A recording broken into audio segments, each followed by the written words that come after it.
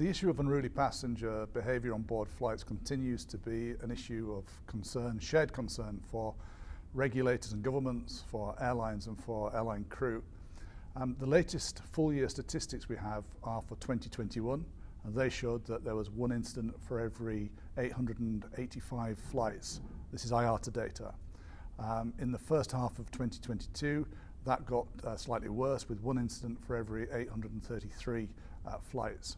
Now, when we look at the types of incident, about a third of incidents reflect a non-compliance with crew instruction. So that could be at the time, it could have been wearing a face mask, for example, or it could have been simply not putting your laptop away or your seatbelt on, or indeed smoking in a lavatory. Now, the good news is that a lot of those incidents can be dealt with to a successful conclusion by the crew and their de-escalation techniques, but they will still be reported to us.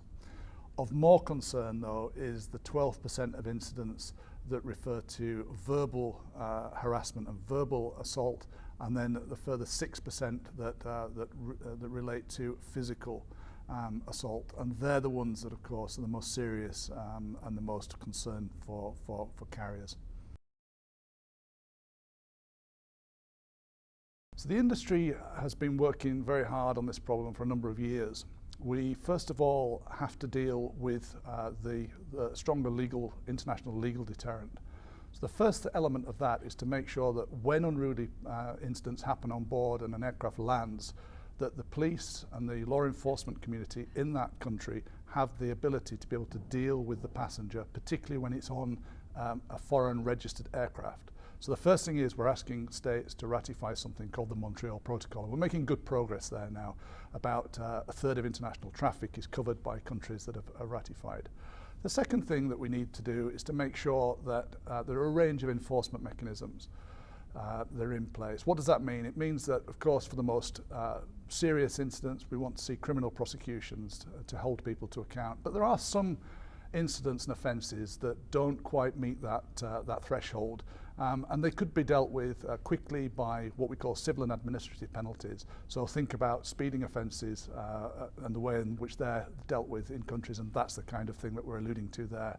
And then finally, the industry itself needs to play its part by making sure that we prevent and manage incidents, that crews are trained effectively and efficiently to manage different situations, responsible service of alcohol, and restraint for when incidents happen, that when passengers need to be restrained for the safety of the flight, the unruly passenger themselves and all around them.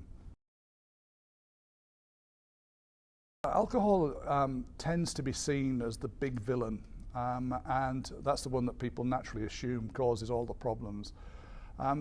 Pre-pandemic, is about a third of all incidents that were reported indicated that alcohol was a contributing factor. So alcohol is one of the contributing factors, but it's not the only one.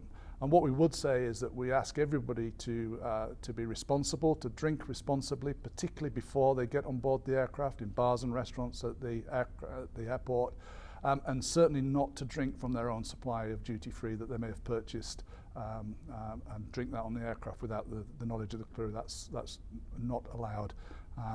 And just to remind people also that it's actually an offence in many jurisdictions to be intoxicated on board an aircraft because you're a safety risk.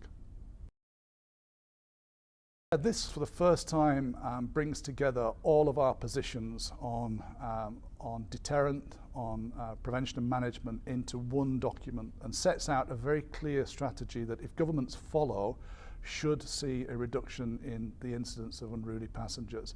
And it's backed by international good practices. So where we have seen really good practices being implemented by governments and airlines, we've highlighted those in there as well, so people can refer to.